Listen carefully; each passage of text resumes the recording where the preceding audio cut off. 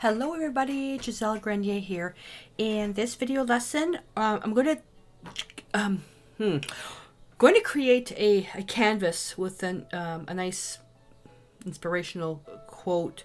But what I want to do is I want to give you two options on how to create this. One using pre-mixed paint and then one using some color mixing.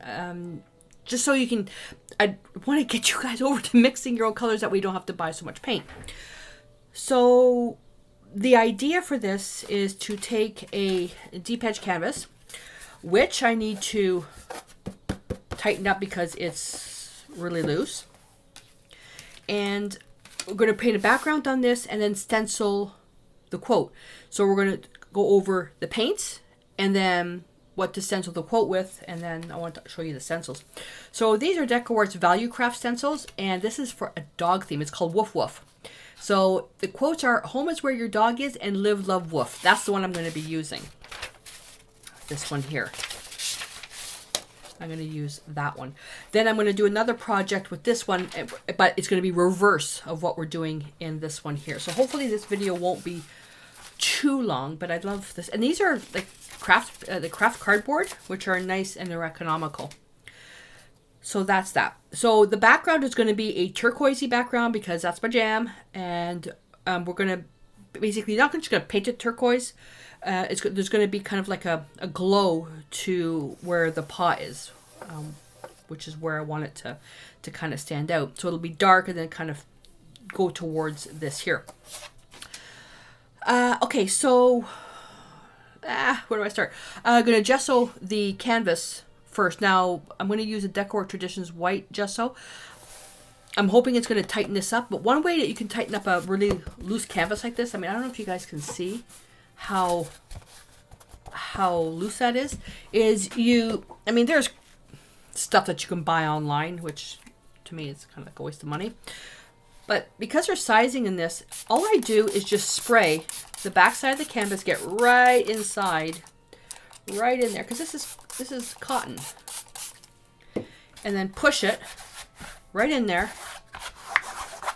And then you wait a little bit and it'll tighten up like a drum. It's already tightening up. Look at that. It is tightening up. And it just works with the sizing. You can just do it a little bit more.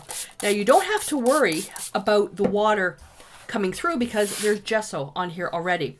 I'm going to re-gesso this because this was in my storage closet for 3 years. And it was on the floor in the back and it was loose because there was another canvas pushing into it. But now look how tight that is.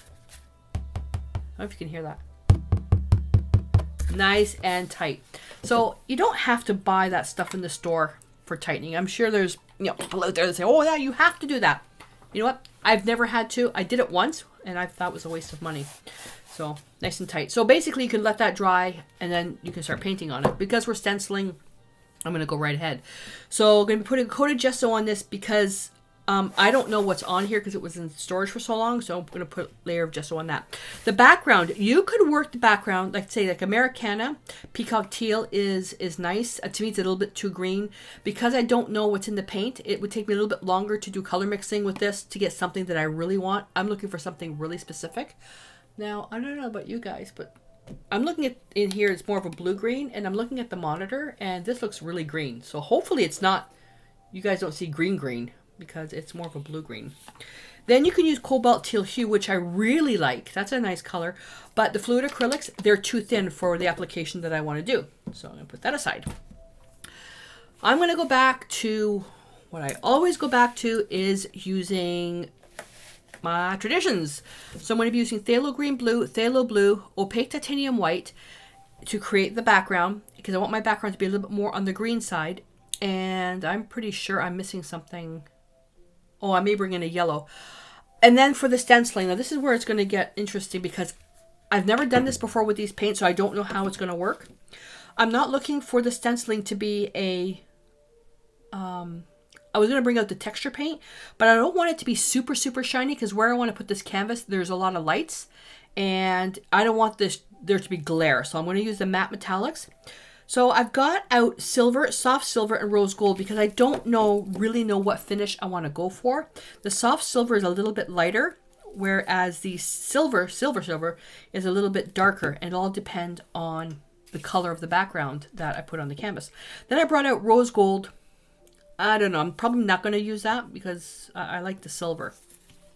But what I wanted to do was create a little bit of texture with the heavy gel medium, if I want the gloss. I don't think I'm going to use this. I'll have to see, you know, how it works, because this is going to make things more transparent, and these are already transparent enough as they go. So I'm not sure if I want to use that. But now that I think about it, if I want to make this thicker, what I could do is use the texture paint. Let me reach behind. I could use this, and if I want to get rid of the shine, put a layer of matte medium on top of it when it's dry. Duh, problem solved. I can be such a tool bit sometimes. I'm going to put that gloss away. Alrighty, so now that I've talked for, let's see, on my monitor, 6 minutes. Let's get going. So nice and tight. So with this as well,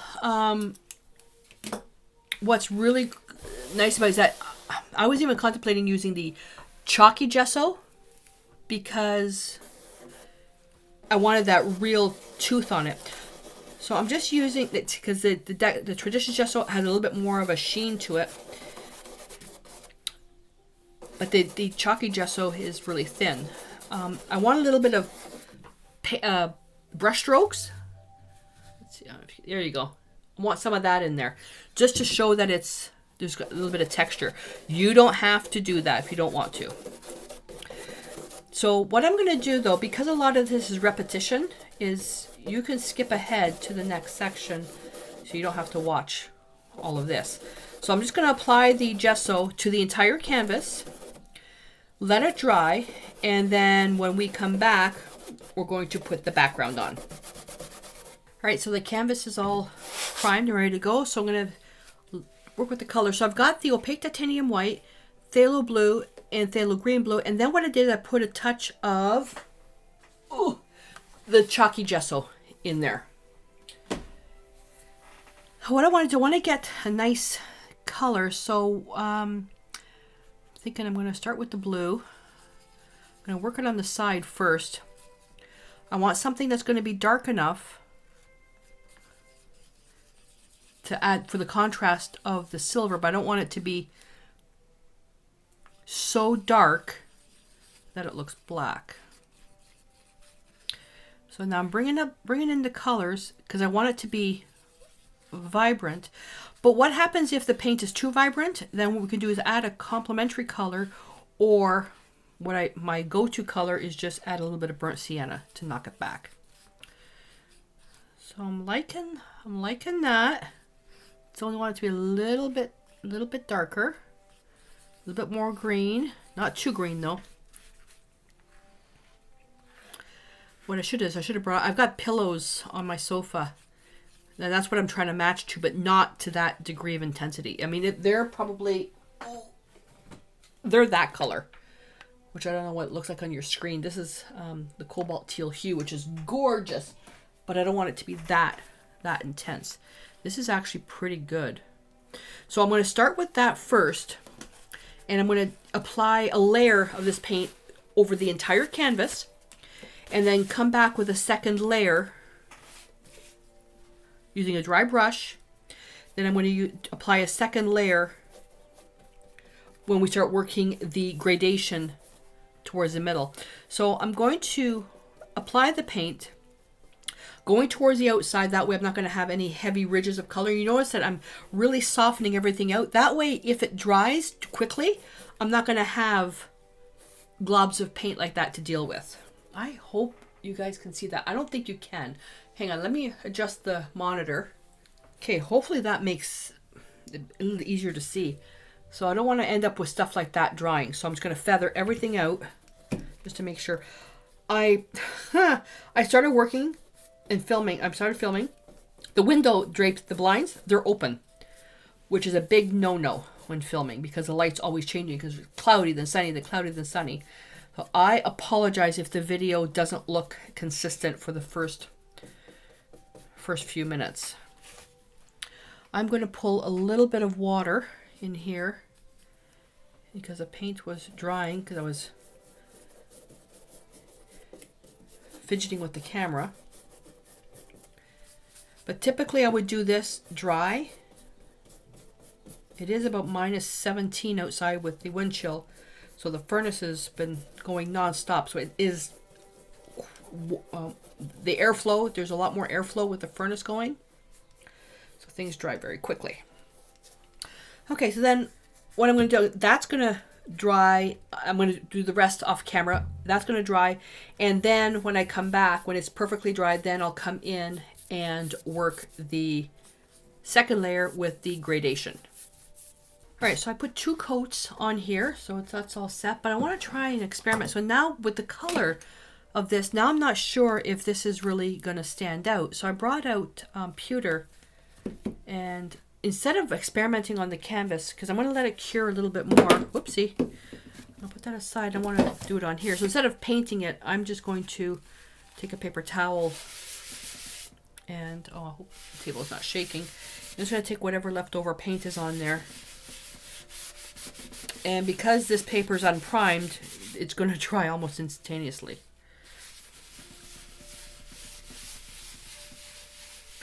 This is a great way to cover something quickly, but once it starts drying, you got to stop because it's going to bubble up, or it's going to pull up as the paint is drying. All right, so I have another sheet already done. Just totally dry. I'll put that one aside to dry even further. Oh, I don't have any room. Oh. So what I want to do is I'm just going to take the paint. Okay, so I'm going to work with silver first and get a little brush.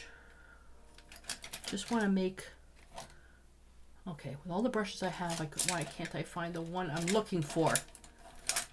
Oh, that's too big, but that'll do. So with these metallic paints, you have to shake the poop out of them to make sure that the actual glue that holds them together, that binder, is distributed properly. Otherwise, you probably won't be able to see. Oh. Otherwise, you'll get that. I don't know if you can see that. There's the binder right there. You can tell right here. See? I had the bottle on its side, so there's all the pigment and there's all the binder, so it hasn't been mixed. So you have to make sure you mix, mix, mix. And don't think that, oh, I think the table's shaking. Don't think that if you drain out the binder, it's going to make the paint stronger. It won't. It'll have the opposite effect. The binder is the glue that holds everything together to make it solid, make it flexible. And let me just check to make sure.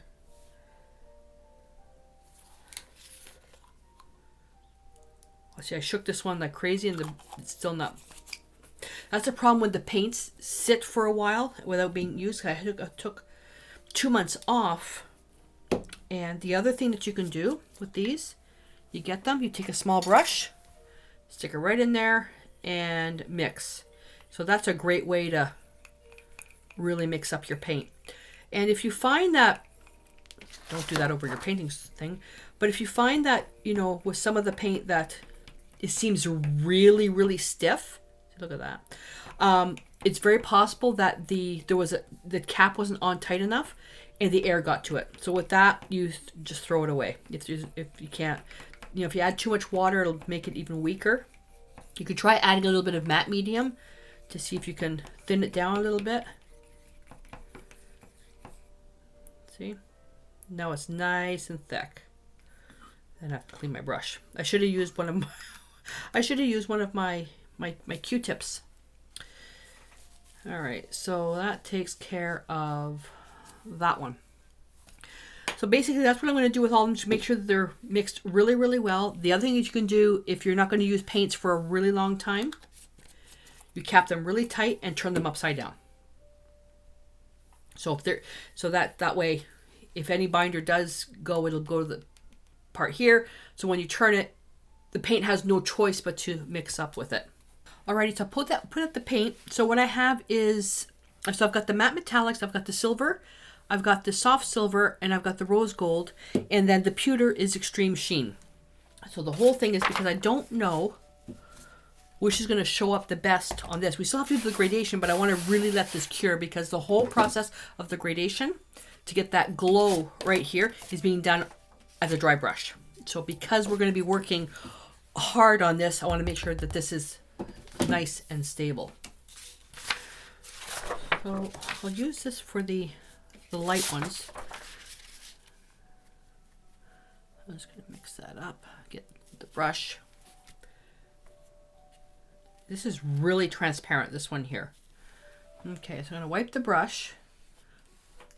I'm not going to bother rinsing it in water. So that was the silver.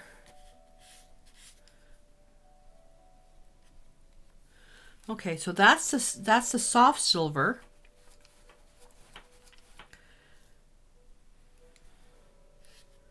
Oh, that's really pretty. That's the rose gold. So all I'm doing is I'm blotting the brush. I'm not putting it in water. And then this is the extreme sheen. Pewter. Oh, even that's nice. Huh. So we'll have to let these dry. That's too light. But what's going to be interesting is what these are going to dry like the finish, because these are the matte metallics. So it would be tempting to take the heat gun and dry this, but because there's ridges of paint, the outside's going to dry first. It's not going to be an accurate thing, so I'm just going to let this dry naturally and put these aside and hope chaos doesn't visit me. And we work on this. So I'm going to make another paint mixture, and I know exactly how much paint I'm going to need. Now, because this is a dry brush, that we won't need as much paint.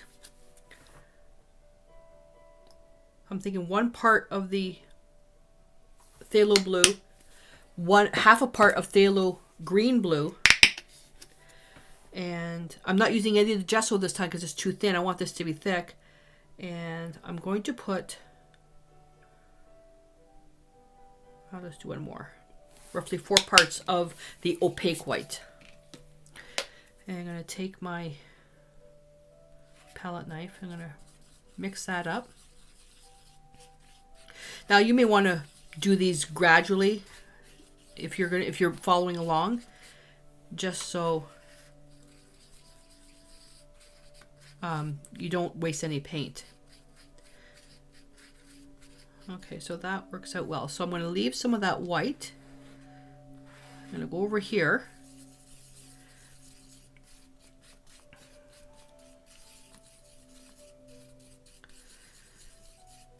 See, that's really pretty. So what I have to do now is to make it easier, I want to make sure that I'm matching close to this.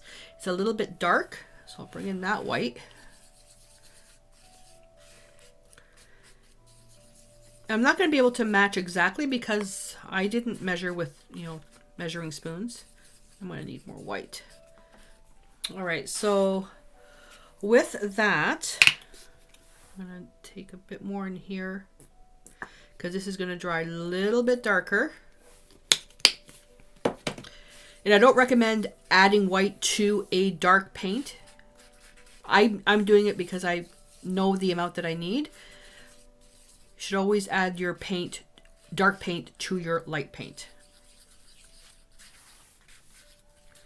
So that's a beautiful light. And then I'm going to go right about in between, just create a little bit of a mix. So it's going from dark, medium to light.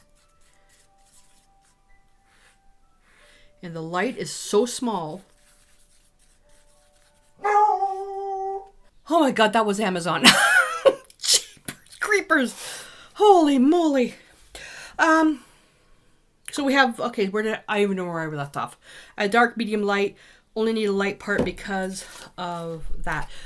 One thing I noticed, so these canvases I got from Royal, they're not super high quality.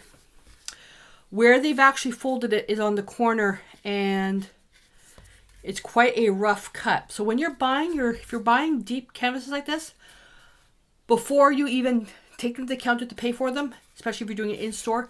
Check on how the seam, I mean, look at that seam. That's just poor quality. The way that seam was done. Very, very rough. So make sure you double check on how the seams are, because this is going to show.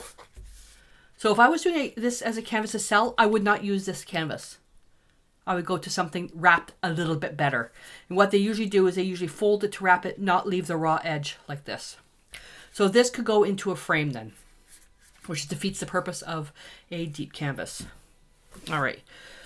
Does it really matter how I do this? I put the rougher part at the bottom maybe.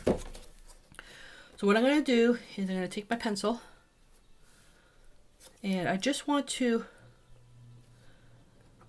lightly mark, even that's a little,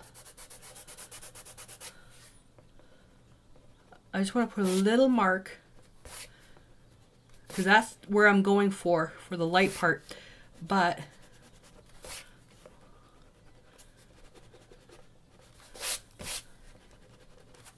I don't want the graphite to show through. Just watch the pressure. You probably can't see that now. Okay. All right. So because it's going to be easier to clean the brush, I'm going to start with the light in here. It's easier to go light to dark on a dry brush than it is to dark to light. So see how I'm rubbing and some of that paint is moving? The paint's a little bit thin. Oh, shoot. Oh, I forgot to tell you. So when you have your brushes, like I've got some of these brushes in a container like that. Because I took some time off, the furnace is on, dust is blowing, the dust gets settled into the brushes. Make sure that before you use your brushes, fan them, like away from your face, I have allergies. Fan them like this, and what, I don't know if you can see that. The dust comes up, which is now in my coffee, just so it doesn't end up in your piece, because I'm seeing some dust particles in here. So keep that in mind. So as I'm doing this as well, and let's say you don't have a big brush like this, you can use a paper towel, the way that I did before. Just as well. And I'm going to come down with the medium color on the outside. Hope the table's not shaking.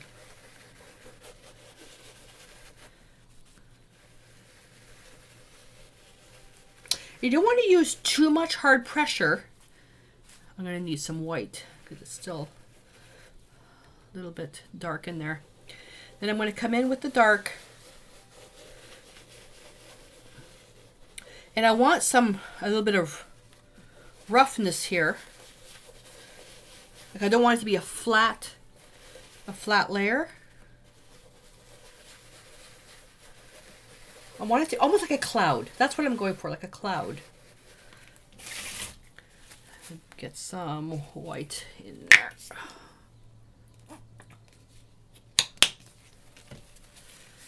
And you want to do everything wet on wet. And this is starting to tack up already. Darn it. Okay, so let's just quickly go over the edges. So, pop quiz, and I'm not going to give you the answer. What could I have done? Because now everything's kind of drying. See how you see these little pieces are coming up? It's also the stuff from there. I'm going to get a fresh paper towel. What could I have done? Everything's drying so quickly, especially when I don't want it to. What's something that I could do? And now I don't know where this is supposed to go. What's something that I could do to give me a little bit more working time?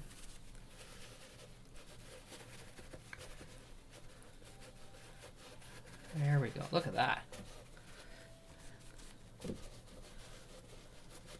I want that nice. Can you even see what I'm doing? There we go.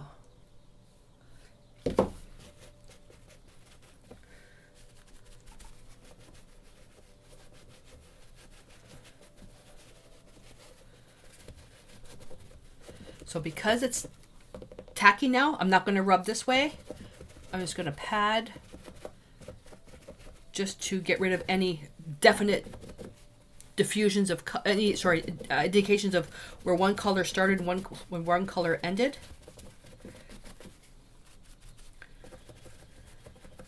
The tapping you can do as often as you want. It adds a little bit of extra texture.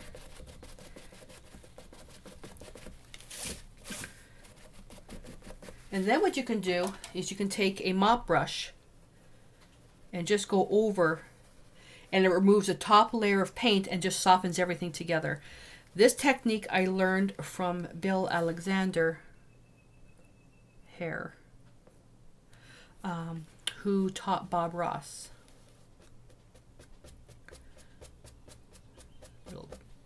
I forgot to fan this one out. Remember I was telling you about the dust?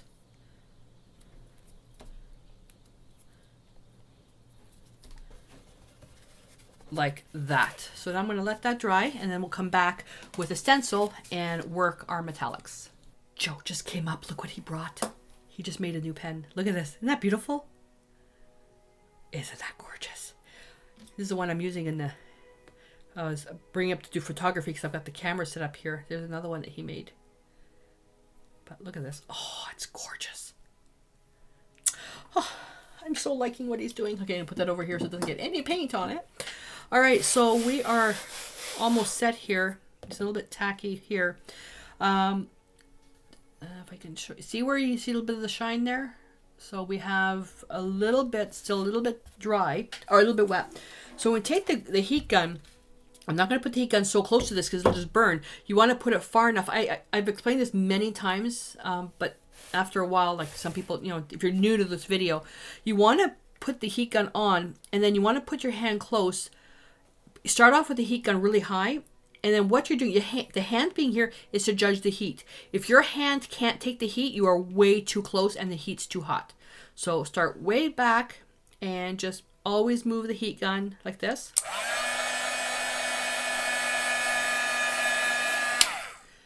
That way you're not going to burn the paint. Okay, so that's that. And I decided what I was going to do. Going to do, this is a two-tone. The paw is going to be in rose gold, and everything else is going to be in soft silver. So that's going to be what we're going to do. Just making sure that this is, see, this is still pretty cold. It's not 100% dry yet. So I'm going to come back in about 15 minutes and we'll start stenciling. Okay, so I just came up with another idea. I got to stop doing this. Do you know what would be really cool? So stencil all this with the silver, except the paw. But instead of the paw just being done with a fluid metallic paint, use the dimensional metallic paint, but smooth it out, like rounded. It would take a little bit of, you know, a little bit of work with the palette knife, so the paw actually sticks out but is smooth. Wouldn't that be nice? Oh, that would be so nice. The only thing I'm not sure is if I don't know if these stencils could handle that thick paint. I don't know. Okie dokie. I'm going to go. Oh, sorry about that. I just hit the microphone. All right, so I'm going to start with this. I'm going to work the letters first. So I'm going to go with the soft silver. Oh, we need a paper towel.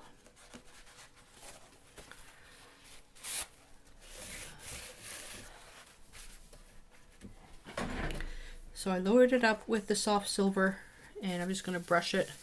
What did I forget to do again? What did I just forget to do? If this is your first time stenciling, I recommend taping this down with low tack tape as well.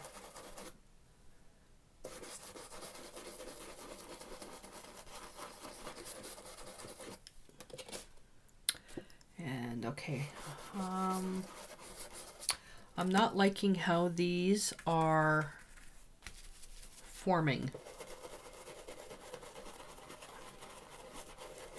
They're warping because it's cardboard, so it's warping, and I'm not liking how this is working.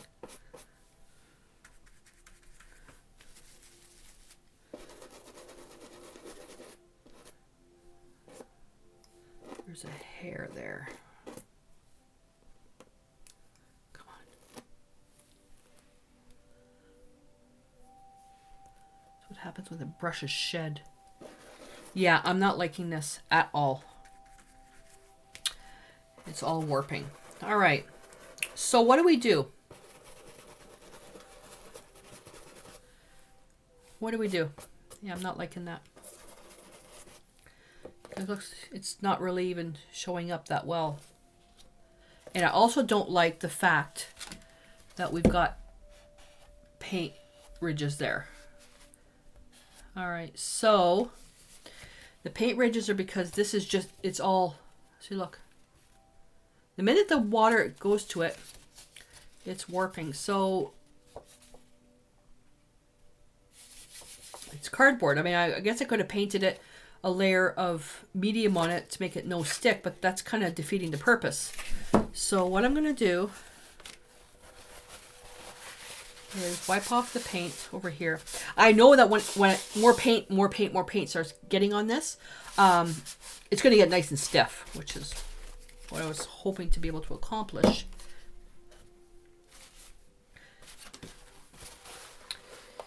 So I'm not going to edit this out because I want you guys to see how I'm going to fix this, because I'm sure that we all have done projects that have not worked out. I'm going to this. I'm going to go to that. It's not really what I wanted to do. Palette knife. It's not really what I wanted to do.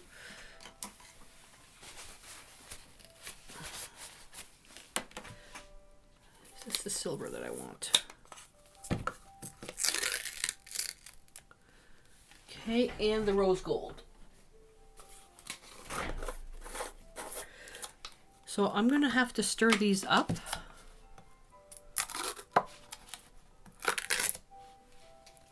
And I'm just going to get something to stir these up with.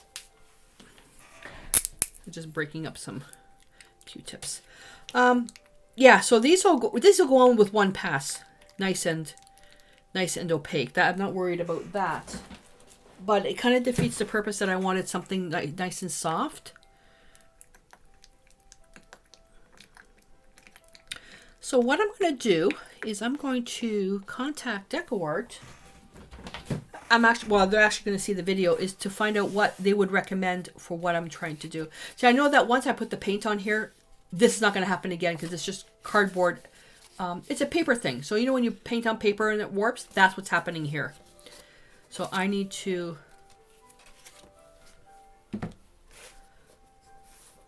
redo this. And if it doesn't work, then all I'm going to do is scrape everything off, apply another layer of paint, and do it again. But I did not want to do this.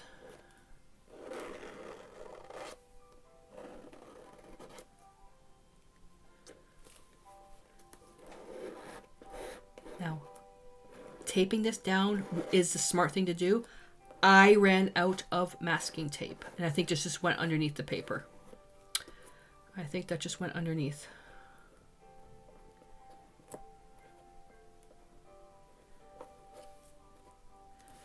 I can't lift it up because it'll pull some of the paint up.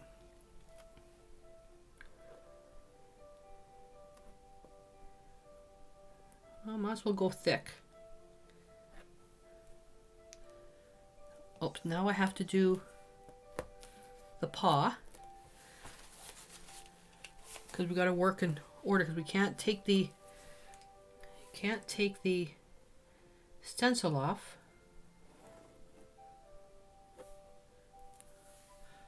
Well, give me an opportunity to try this.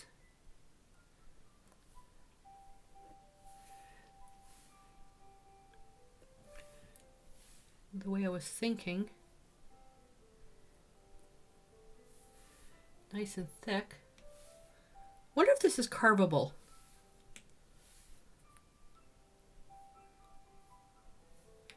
This is going to take days to dry.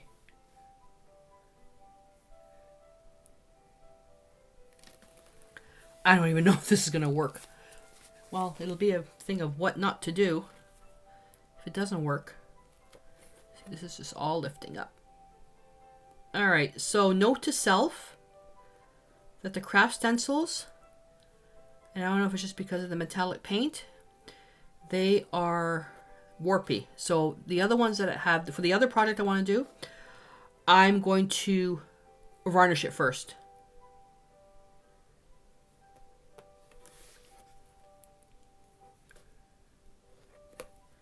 I'm going to varnish it first.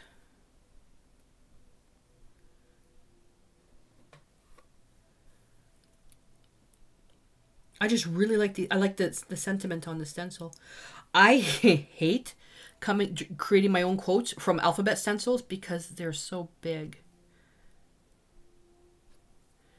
But I like this one. Normally I just stick with their really high-end, the DecoArt, and then the mixed media ones because they're that beautiful that heavy duty plastic. But this one isn't available in that. Oh, please work.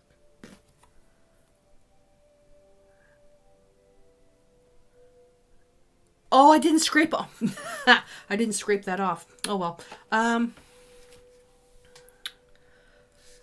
Huh. Okay, the paw, I could mold that around. I wonder if I could sand this to get rid of the hard edges. So I'm just going to model this around a little bit just to kind of form it. Being very careful because this is still very soft. I don't know if you guys can even see what I'm doing. I'm waiting for Moon Pie to start barking again because there's still another order coming from Amazon. Bring that down.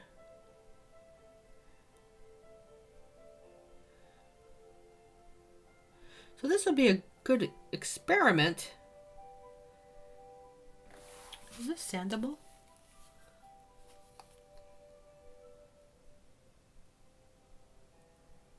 It doesn't say. Okay, I'll have to look it up. But I'm liking the texture that's on this, and I can even that out. It is leveling a little bit. And in case you haven't noticed, this is my first time doing this with these stencils. So, see what I did here? So that'll level out a little bit.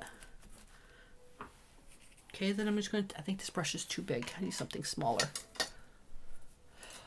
So all I'm going to do now is just come in. This is too thick considering how, this is what I was going for. This is really beautiful. But this is too thick. I just forgot to scrape some of the, the metallic off.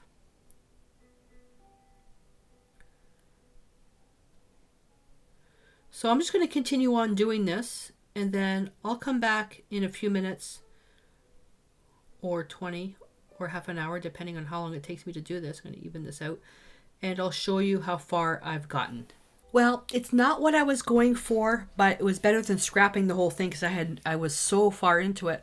So all I did was I took a small brush and I continued on going around, and this is where the actual metallic kind of spread under. So I'm going to take this as an experience of what not to do. So working with these Kraft Stencils, that when I work with this project, I'm going to be varnishing this with gloss varnish. That's a given. I'm going to be doing that. And I'm liking the texture. That the matte metallics nut, even though it went on really thick here like this, I can't apply it like that through a stencil because the paint will go underneath. So one option is you can do is if you find a different stencil that you like, one that's adhesive, and you could the adhesive stencils to go onto your substrate, and that way the paint won't go underneath. But I like my stencils of being nice and really like hard edge when it comes to quotes. So This is okay. It actually looks like molten metal. And I'm going to leave it like that and see how far it settles a bit. But, oh, I just found a big brush mark right there. If, to do this again, I would still use these texture metallics. But the stencil itself, I would use either one of the plastic stencils or use as varnished. And, which is a shame. I mean, I don't mind the look. I find it a little bit rough. The paw I love, but everything else I would rather it be a little bit more flat. So all that's left with this, I mean, other things you can do is sprinkle some glitter or some glamour dust on this to further bring out everything instead of trying to set it back. Once this is dried, this is going to take a couple days to dry because of how thick this is. You could varnish the whole thing in matte to cut the whole thing down, or gloss if you want to, the whole thing shiny. I'm going to leave that as an experiment and then try again with the next project. But I'm going to see if I can find something with a quote that I like with the plastic stencils, because that'll give me another option to try the technique if this doesn't work, even with this being varnished. So the next project I'm going to do is the same thing, but I'm going to reverse it, where the canvas will be primarily white, maybe a bit of a tint, and the letters are what's going to be in the blue. So until I see you in that lesson, stay inspired.